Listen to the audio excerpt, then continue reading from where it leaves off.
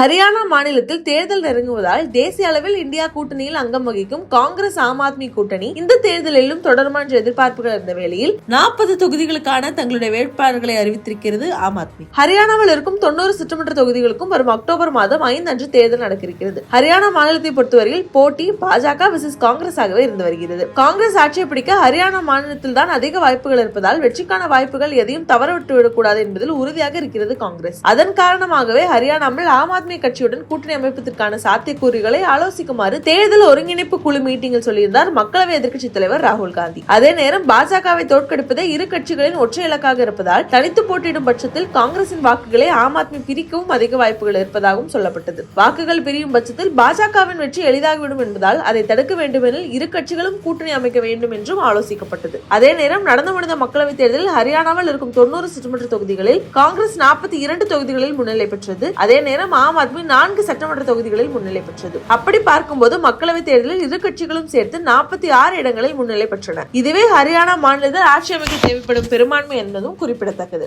இப்படி காங்கிரஸ் ஆம் ஆத்மி கூட்டணிக்கு சாதகமாக பல்வேறு காரணங்கள் இருந்ததால் கூட்டணி முடிவாகும் பட்சத்தில் ஹரியானா மாநிலத்தில் கேம் சேஞ்சராக இருக்கலாம் என்றும் எதிர்பார்க்கப்பட்டது. அதன் பிறகே காங்கிரசும் ஆம் ஆத்மியும் கூட்டணி பேச்சுவார்த்தையில் ஈடுபட தொடங்கினர். ஆம் ஆத்மி ஹரியானாவில் இருக்கும் 90 சட்டமன்ற தொகுதிகளில் 10 தொகுதிகள் வரை போட்டியிட கேட்டது. ஹரியானாவில் இருக்கும் 10 மக்களவை தொகுதிகளில் இருந்தும் தலா ஒரு சட்டமன்ற தொகுதியை தங்களுக்கு ஒதுக்க வேண்டும் என்ற டிமாண்டை முன்வைத்தது ஆம் ஆத்மி. ஆனால் காங்கிரஸ் சார்பாக 5 இடங்கள் வரை மட்டுமே வழங்க முன்வந்ததாக சொல்லப்பட்டது. இரு கட்சிகள் சார்பாகவும் தலைவர்கள் சந்தித்து பல கட்ட பேச்சுவார்த்தைகள் நடத்த பின்னரும் கூட கூட்டணி முடிவாகாத நிலையே இருந்தது. இந்த நிலையில்தான் கூட்டணி முடிவாகாத பட்சத்தில் 90 சட்டமன்ற தொகுதிகளுக்கான ஆம் ஆத்மி வேட்பாளர்கள் அறிவிக்கப்படுவார்கள் என்று ஏற்கனவே சொல்லியிருந்தார் ஹரியானா ஆம் ஆத்மி தலைவர் சுஷில் குப்தா. அதன் பின்னரே 20 தொகுதிகளுக்கான முதல் வேட்பாளர் லிஸ்டையும் 9 தொகுதிகளுக்கான இரண்டாவது வேட்பாளர் லிஸ்டையும் 11 தொகுதிகளுக்கான 3வது லிஸ்டையும் அறிவித்திருக்கிறது ஆம் ஆத்மி. காங்கிரஸ் தங்கள் வேட்பாளர்களை அறிவித்திருக்கும் தொகுதிகளிலும் இப்போது ஆம் ஆத்மி வேட்பாளர்களை அறிவித்திருப்பதால் இரு கட்சிகளுக்கும் இடையே கூட்டணி இல்லை என்பது உறுதியாகி இருக்கிறது. காங்கிரஸ் இதுவரை 41 வேட்பாளர்களை அறிவித்திருக்கிறது என்பதும் குறிப்பிடத்தக்கது.